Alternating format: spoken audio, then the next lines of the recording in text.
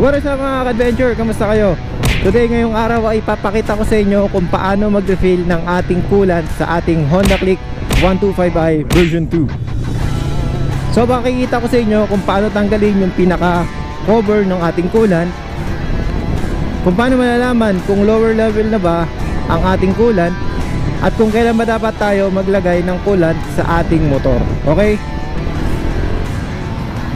Ay grabe. Yeah. Pero bago lahat, pasok ko na natin ang intro.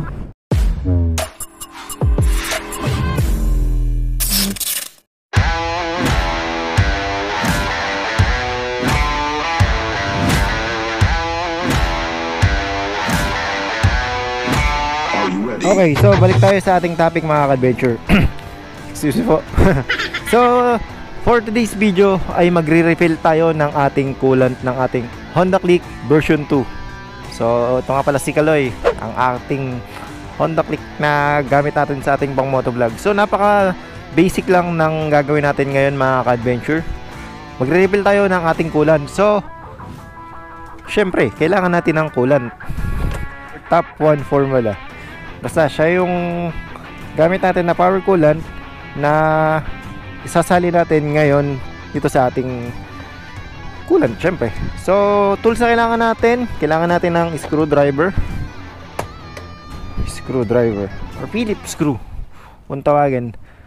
Napaka basic lang nito mga ka-adventure. Dapat alam yung gawin to para hindi na kayo pupunta ng mga shop, para iwas gastos na rin, ano. Tanggalin lang natin yung screw nya dito. So, tanggalin lang natin itong cap ng ating coolant. Medyo matigas lang tanggalin to, pero kaya naman. Ayun, sobrang dumi ng ating coolant. So ayun, natanggalan natin yung pinaka cover ng ating coolant. So tatanggalin nyo lang yung screw dito, mahuhugot nyo na itong pinaka cover dito. So dito mga ka-adventure, makikita nyo, ayan, kung inaalog ko, kung nakikita nyo yung pinaka lower part ng ating coolant ay malapit na sa pinaka lower level nya. So kailangan mag-refill tayo para sa ganon hindi ma-drain yung pinaka reserve natin na coolant. So napakadali lang yan mga ka-adventure, ano? So ito yung gamit natin na coolant, kulay green din siya. Binuksan ko na yan, eh. Tanggalin lang natin yung pinaka cover dito. Ayan, dapat walang ma-shoot na ano dyan, na dumi.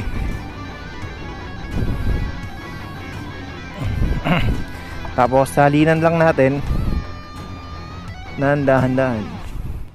Ewan kung kita nyo, dapat yung level nya hindi sasagad doon sa pinaka upper na letters. So ayan, medyo nagdagdagan natin ng konti.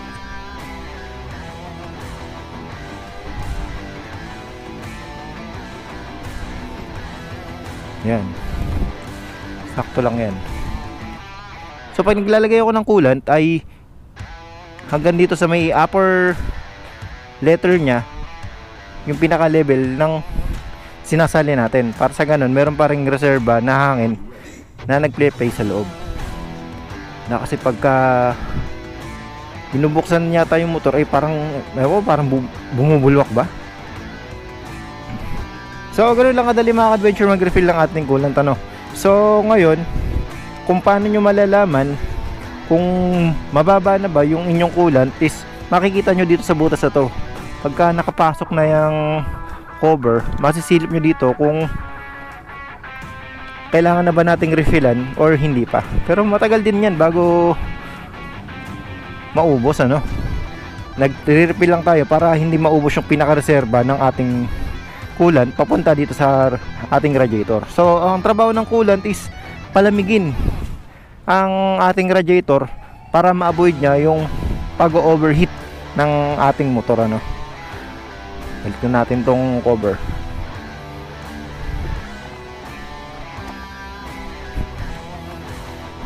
So balikan natin yung ating screw.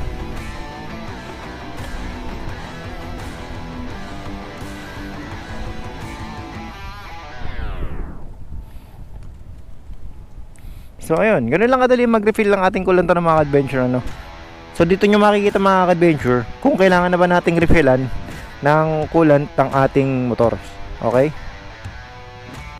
So hanggang dito lang tayo mga adventure. Sana ay may natutunan kayo sa ating ginawa ngayong araw, ang pagre-refill ng coolant ng ating motor na Honda Click version 2.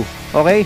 So salamat sa panonood, at kung bago kayo sa ating YouTube channel ay huwag kalimutan mag-like, comment at subscribe nang updated kayo sa mga panibagong videos na gagawin ko. Okay? Magkita-kita tayo sa ating susunod na video. Mag-ingat kayo mga adventure.